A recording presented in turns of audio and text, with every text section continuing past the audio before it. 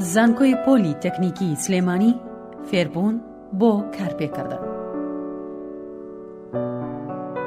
زانکۆی پۆلی تەکنیکی سلێمانی زانکۆیەکی حکومیە و لە ژێر چەتری وەزارەتی خوێندنی باڵا و توێژینەوەی زانستی حکوومەتی هەرێمی کوردستاندایە.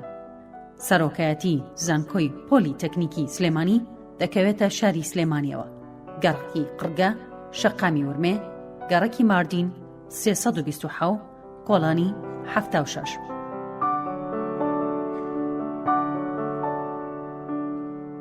ئەم زانکۆیە لە 67 بەشی زانستی پێکاتوە کە دابەش بووە بەسەر 5 کۆلێجی تەکنیکی و 8 پەیمانگای تەکنیکیدا.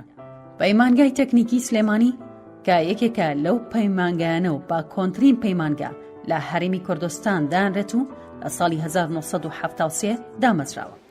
ساڵی 1970 لە سەرەتای ساڵە بڕیاری دامەزرانی دەستەی پەیمانگا تەکنیکیەکانی کوردستان سلێمانی دەرچوو کە سەرەتا پێکاتوو تەنها لە پەیمانگای تەکنیکی سلێمانی و پەیمانگای تەکنیکی کەلار.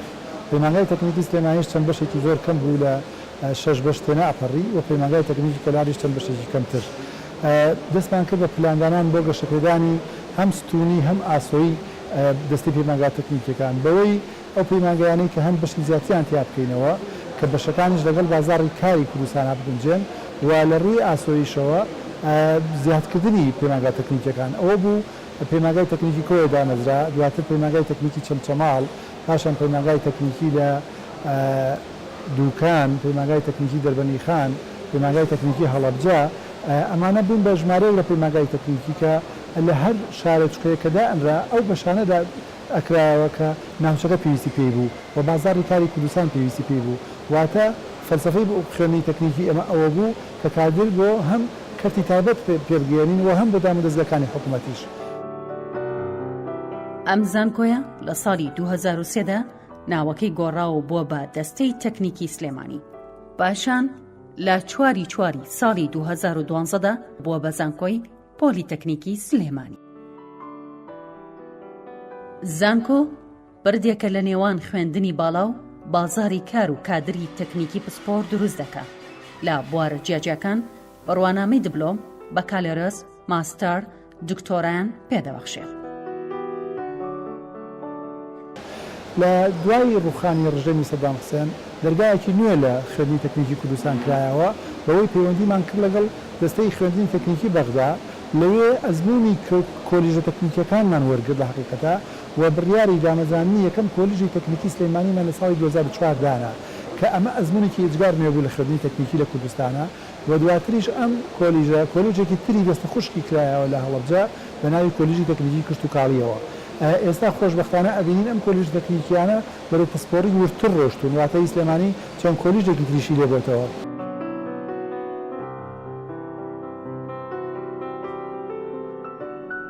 زانکۆی پۆلی تەکنیکی سلێمانی پێکاتووە لە کۆلێجەکانی تەکنیکی تەندروستی، تەکنیکی ئەندازیاری، تەکنیکی ئەنفۆرماتیک، تەکنیکی کارگێڕی، تەکنیکی زانستە پراکتیکیەکان. هەروەها زانکۆ 8 پەیمانگا لە خۆ دەگرێت کە پێکاتووە لە زانستی کۆمپیوتەر، تەکنیکی سلێمانی، کشتوکاڵی بەکرەجۆ، تەکنیکی کەلار، تەکنیکی دووکان، تەکنیکی هەڵەبجە، تەکنیکی چەمچەماڵ، تەکنیکی دەربەنیخان. زانکۆی پۆلیتەکنیکی سلێمانی وەکو یەکێک لە زانکۆ حکوومیەکانی هەرێمی کوردستان کار دەکات بۆ ڕەخساندنی هەلی کار و ئامادەکردنی کارمەندانی تەکنیکی بۆ بازاری کار. زانکۆمان لە چەند ساڵی ڕابردوو و ئێستاش چەند هەنگاوێکی گرنگی ناوە لە بواری زانستی و ئەکادیمی و تەکنیکی. زانکۆ یەکێکە لە هەنگاو گرنگەکانی ئەوە بوو کە کار بکات بۆ خوێندنی باڵا واتە ماستەر و دکتۆرا و ئێستا لە بوارەکانی میدیا و کارگێڕی و ژمێریاری و تەندروستی و ئایتی و ئەندازیاری نەوت و پلانسازی شار ماستەری هەیە و لە دکتۆراشی هەیە لە بواری ئایتی و بواری تەندروستی. زانکۆمان ئێستا پەیوەندی هەیە لەگەڵ زیاتر لە 49 دەستگای ئەکادیمی و زانستی لە دەرەوەی وڵات لە وڵاتانی دەوروبەری خۆمان وڵاتانی ئەوروپا و ئەمریکا و بەریتانیا. ئەو مامۆستایانەی کە خاوەنی نازناوی زانستین لە زانکۆی پۆلیتەکنیکی سلێمانی ژمارەیان 560 نازناوی پرۆفیسۆری یاریدەدەر ژمارەیان 31 دانە، نازناوی دکتۆرا 92، نازناوی ماستەر 468. بەڵام ژمارەی ئەو مامۆستایانەی کە هەڵگری بڕوانامەی ماستەر و دکتۆران ژمارەیان 591 کە دابەش بوون بەسەر 123 بڕوانامەی دکتۆرا 468 بڕوانامەی ماستەر. ژمارەی سەرجەم فەرمانبەرانی ئەم زانکۆیە بریتیە لە 3355 فەرمانبەر. لە ساڵی 2016دا ژمارەی خوێنکار لەم زانکۆیەدا 13658 خوێنکار بووە، بەڵام بۆ ساڵی 2007 ژمارەی خوێنکار بەرز بۆتەوە و گەیشتۆتە 16797 خوێنکار. مامۆستا و فەرمانبەران و خوێنکارانی زانکۆی پۆلیتەکنیکی سلێمانی بەم شێوەیە بەسەر کۆلێج و پەیمانگاکاندا دابەش بوون. سەرۆکاتی زانکۆ ژمارەی مامۆستا تێدا 13 و ژمارەی فەرمانبەر 295. پەیمانگای تەکنیکی سلێمانی ژمارەی مامۆستا لەم پەیمانگایەدا 170 و 679 ژمارەی فەرمانبەرەکانێتی. ژمارەی خوێنکاری کۆرتەیدا 1662، ژمارەی خوێنکاری کچ 1970. پەیمانگای تەکنیکی کەلار ژمارەی مامۆستا تێدا 48 مامۆستایە، ژمارەی فەرمانبەرانی 382، ژمارەی خوێنکارانی کۆڕ 836، ژمارەی خوێنکاری کەچ 1083. پەیمانگای تەکنیکی هەڵەبجە ژمارەی مامۆستاکانی 15 مامۆستایە، ژمارەی فەرمانبەرانی 145، ژمارەی خوێنکاری کۆڕ تێدا 367، ژمارەی خوێنکاری کەچ 463. پەیمانگای تەکنیکی چەمچەماڵ ژمارەی مامۆستاکانی 7 مامۆستایە، ژمارەی فەرمانبەرانی 156، ژمارەی خوێنکاری کۆڕ 468، ژمارەی خوێنکاری کەچ 606. پەیمانگای تەکنیکی دووکان ژمارەی مامۆستاکانی 12 مامۆستایە، ژمارەی فەرمانبەران 155، ژمارەی خوێنکاری کۆڕ 545، خوێنکاری کەچ 669. پەیمانگای تەکنیکی دەربەنیخان 23 ژمارەی مامۆستاکانێتی، 161 ژمارەی فەرمانبەرانێتی، خوێنکارانی کۆڕ 572، خوێنکارانی کەچ 408. پەیمانگای تەکنیکی بەکرەجۆ 32 مامۆستا و 268 فەرمانبەر و 274 خوێنکاری کوڕی هەیە و 678 خوێنکارانی کچن تێیدا. پەیمانگای زانستی کۆمپیوتەر ژمارەی مامۆستاکانی 27 مامۆستایە، 234 ژمارەی فەرمانبەرەکانێتی و خوێنکارانی کۆرتەیدا 263 و خوێنکاری کەچ 390. کۆلێجی تەکنیکی ئەندازیاری 96 مامۆستا، 244 فەرمانبەر، 328 خوێنکاری کۆڕ، 291 خوێنکاری کەچ. کۆلێجی تەکنیکی کارگێڕی 57 ژمارەی مامۆستاکانێتی و 242 ژمارەی فەرمانبەرانە و 360 ژمارەی خوێنکارانی کۆڕ، 395 ژمارەی خوێنکارانی کچە. کۆلێجی تەکنیکی تەندروستی 38 ژمارەی مامۆستاکانێتی، 93 ژمارەی فەرمانبەرانە لەم کۆلێجەدا، 101 ژمارەی خوێنکارانی کوڕە، 83 خوێنکارانی کەچ. کۆلێجی تەکنیکی ئینفۆرماتیک لە 34 مامۆستا پێکاتۆ و 84 فەرمانبەر و 119 خوێنکاری کوڕ و 115 خوێنکاری کەچ.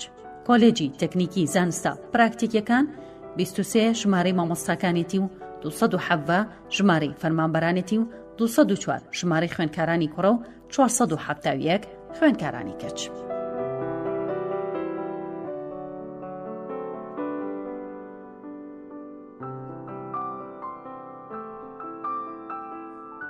دیسانە لە دوای ڕوخانی ڕژێم ئێمە پەیوەندی نێودەوڵەتیمان بۆ یەکەمین جار دەست پێکرا کە سەردانێکی وڵاتی بریتانیامان کرد لە ڕێگای ڕێکخراوی بریتیش کەونسڵەوە بۆ زانکۆی هۆدەرسفیلد.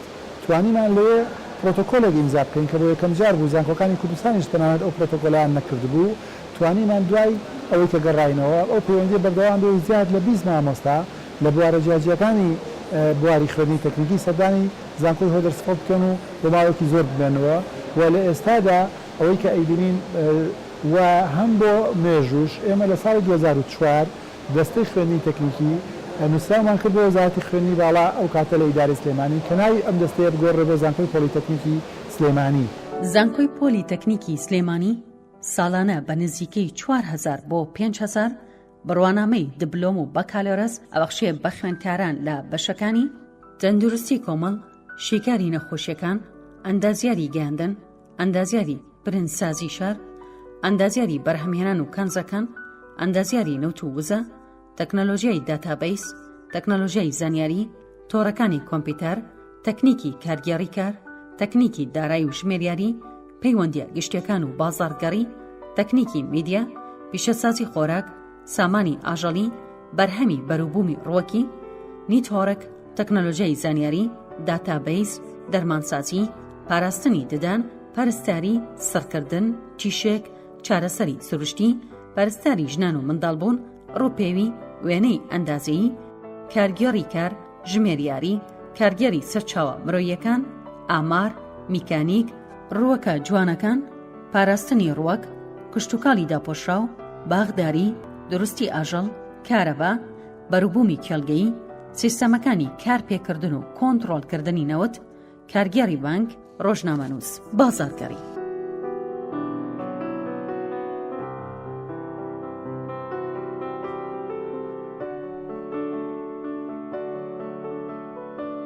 زانکۆی پۆلی تەکنیکی سلێمانی ئەندامە لە یەکێتی زانکۆکانی وڵاتانی عەرەبی و یەکێتی زانکۆکانی جیهان یونسکۆ. زانکۆی پۆلی تەکنیکی سلێمانی کارەکات بۆ ئەوەی خوێندنی باڵا لە کوردستان نزیکتر بێ لە بازاری کار و وەڵام دەرەوەی پێویستەکانی کەرتی گشتی و تایبەت بێ.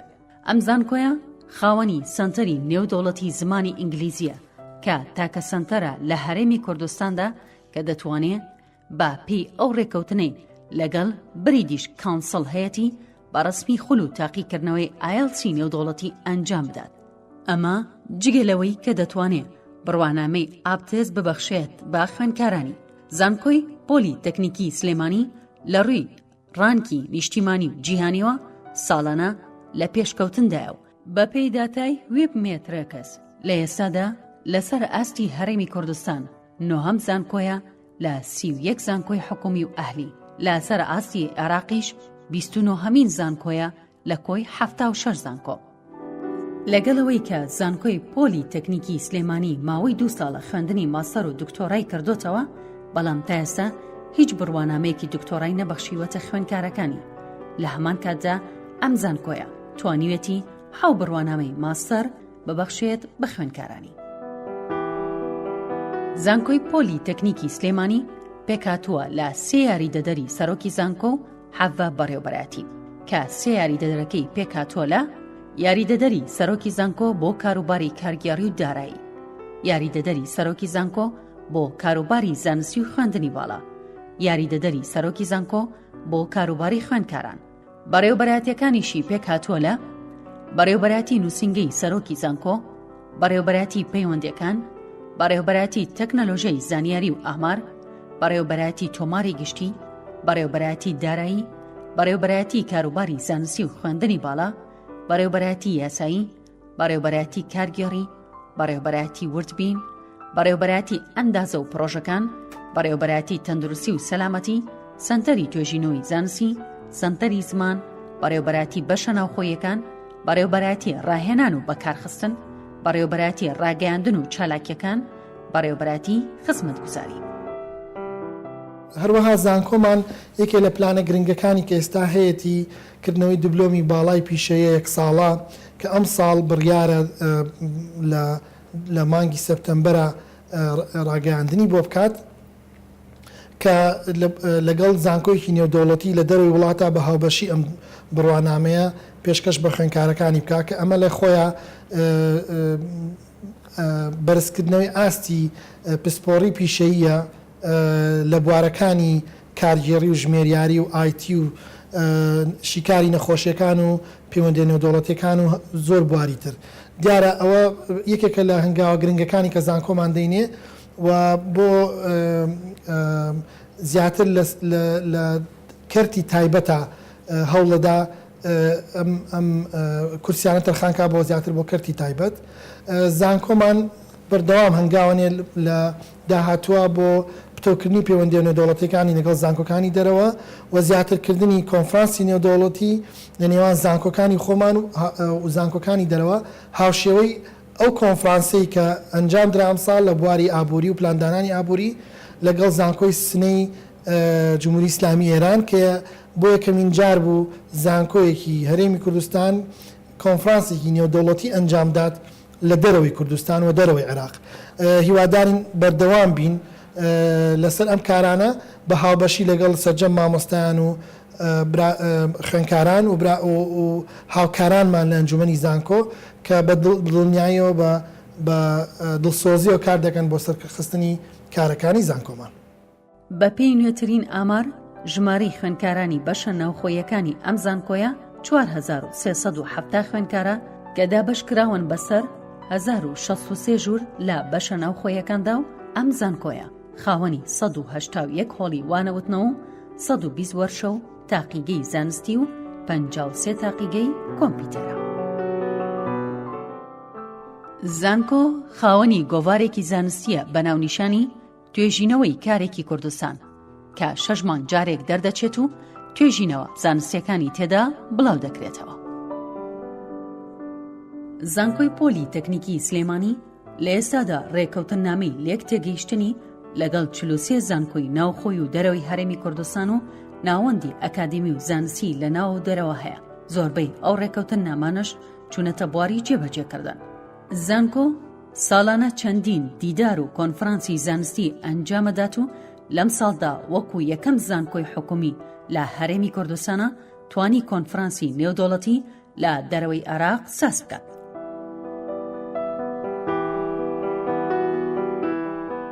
زانکۆی پۆلی تەکنیکی سلێمانی فێربوون بۆ کارپێکردن.